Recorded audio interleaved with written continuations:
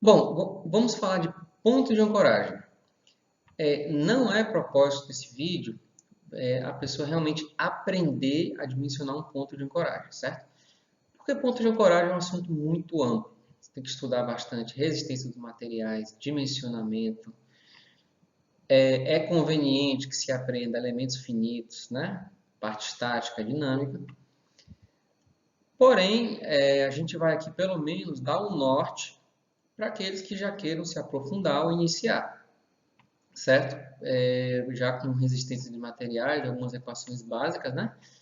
Já dá para começar os estudos, né? Começar a ter uma questão aí de sensibilidade estrutural, certo? E é um tema muito complexo, muito amplo, que a gente teria que abordar diversas disciplinas para isso, né? Mas aqui pelo menos a gente vai conseguir gerar uma sensibilidade do que é ancorar uma linha de vida. Então aqui eu vou relatar alguns problemas, né, em sistemas existentes, possíveis soluções para esses problemas, certo?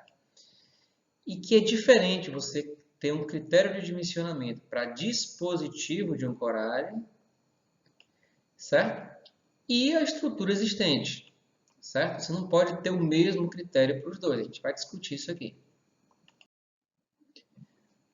Bom, esse sistema aqui ele é bem utilizado, né? Que quando a pessoa usa tubos de 2 polegadas para ancorar a linha de vida, inclusive como sistema principal.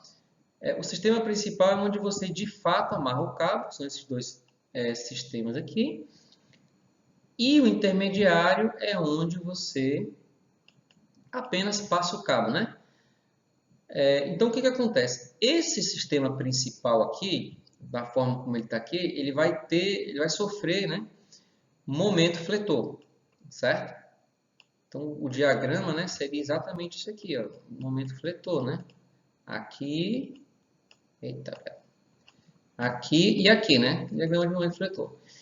E em tese, né, se o trabalhador ele cair exatamente aqui na mesma, nessa linha de ação, esse ponto intermediário aqui só vai sofrer compressão, certo? Só vai sofrer compressão. Mas assim, cuidado, né? Que numa vista superior, certo? Isso aqui, esse sistema aqui numa vista superior, né? Existe uma ele cai para fora, né? Isso aqui fica um pouquinho para dentro, né? Então você vai ter uma componente aqui, né? Que você tem que fazer aí a decomposição vetorial. Não vai ser uma componente tão alta quanto essa, mas ela vai existir. Mas o que a gente vai ver? Que com equações bem básicas de resistência dos materiais, a gente não vai aqui entrar na questão aqui desse dispositivo aqui, certo? Só do tubo, ok? Esse dispositivo aqui não vai entrar no nosso cálculo, só o tubo. E a gente vai ver que com equações bem básicas de resistência dos materiais, a gente vai ver que esse sistema aqui ele não tem condições de atender a nenhuma norma, ok? Então vamos lá.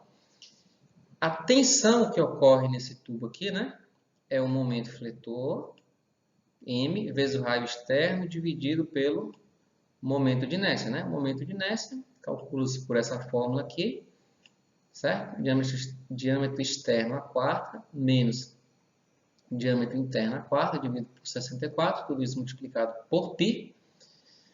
Aqui é a deflexão.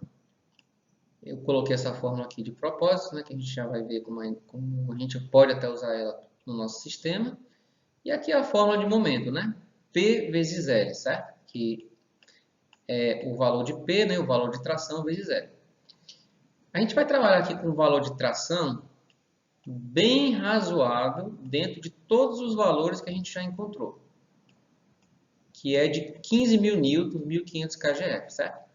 A gente também eu também que não vou entrar em cargas normativas para ponto de ancoragem, eu vou aqui estar trabalhando com as cargas que de fato acontecem, né? Conforme a gente já calculou, né? Num sistema bem dimensionado, bem pensado, com absorvedor de energia, 15.000 newtons. E vamos aqui agora avaliar as tensões.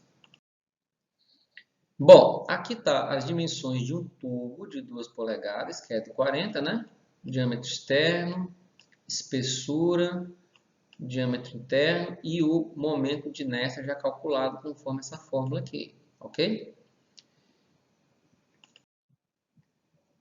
Bom, aqui está o momento, né? Que é a carga de 15.000 vezes 1.700, né? Em Newton milímetros. A vantagem de você trabalhar em Newton em milímetros é que todo o resultado já sai automaticamente em MPa.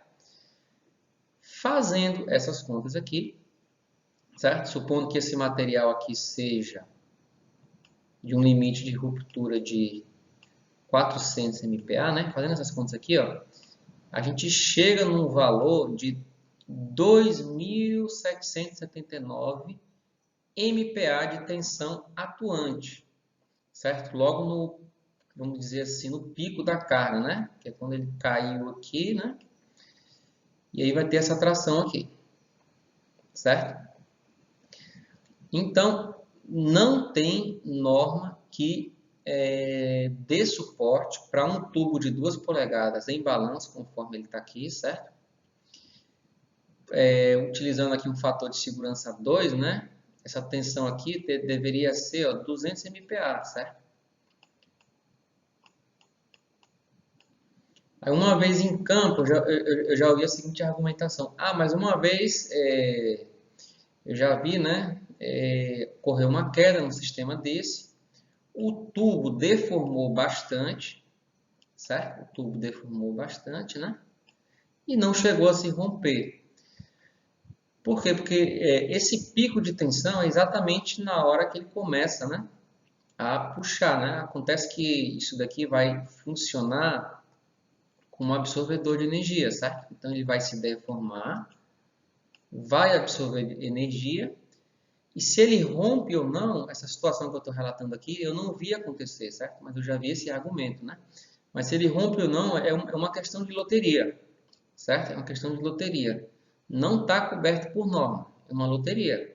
Então, as pessoas que dizem que já viram, né, que já testaram esse sistema e que ele se deforma muito, mas ele não rompe. Mas, por norma, não vai ter nenhum tipo de respaldo no sistema desse aqui, né? Se quem projetou for questionado. Eu dei uma trabalhada aqui, certo? Na questão da deformação Y, né? Que é P sobre Y, porque isso aqui é o K, certo? Então, para outros sistemas bem dimensionados, né, você pode até inserir esse K aqui no seu cálculo, tá vendo? 3 vezes o módulo de elasticidade, né? Vezes o momento de inércia, dividido por L ao cubo, né? É igual a P sobre Y ao K. Você pode colocar o seu Kzinho aqui, né? Que nem a gente fazia lá com o absorvedor de energia. Tipo um dado a mais que vai trazer mais precisão para o seu cálculo. Aqui agora é o mesmo sistema, só que ele engastado aqui embaixo e engastado aqui em cima, certo? Engastado aqui embaixo e engastado aqui em cima, né?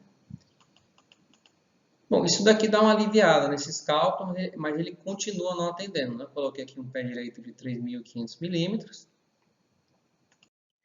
Para calcular isso daqui, eu usei o Trame 4.0, certo? Porque como ele está engastado, né? Eu não calculei com PL sobre 4, certo? Que seria se ele tivesse articulado aqui, né? Porque parte do momento é absorvido aqui, tá vendo? Se isso daqui não tivesse engastado, né? Se aqui fosse articulado, o diagrama ia ser assim, ó. Tá vendo? Como ele está engastado, parte do momento vem para cá. Resumo o momento, né? 637,5 kgf metros, né? Para transformar em Newton milímetros, que é a nossa unidade, né? Transforma a unidade de quilo, aproximando aqui para 10, certo? De metro para milímetro por 1.000, né? Multiplica por 10.000.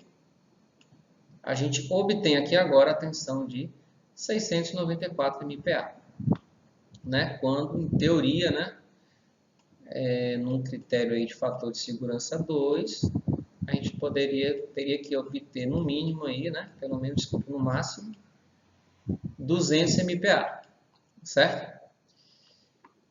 Bom, aqui é aquela mesma questão. Não está coberto por norma, Há quem diga que já testou esse sistema, né? Que ele deforma bastante, mas ele não chega a romper. E vamos falar um pouquinho, né? Como é que a gente pode dar soluções, né, relativamente simples para esses dois sistemas que a gente viu. Então, olha, uma solução, né, que a gente vê acontecer na prática, né, é ao invés de ancorar, amarrar o cabo de aço aqui, ó, você passa ele direto, né? Cria um ponto de ancoragem aqui mais baixo, né? Ou até, por exemplo, outra opção, né? Se tiver uma estrutura de concreto aqui, né? Que suporte realmente a carga de tração que vai dar aqui, certo? Laudado, né? Com todos os testes, né? Ou, por exemplo, se você tem um pilar realmente de concreto, de aço, algo aqui do tipo, né? Também, né? Isso aqui bem laudado, tá vendo? O cabo passando direto, certo? É uma solução. Porque, por exemplo, até isso daqui visto de cima, né? Às vezes você vê isso aqui de cima, né? Isso aqui dá a volta, né?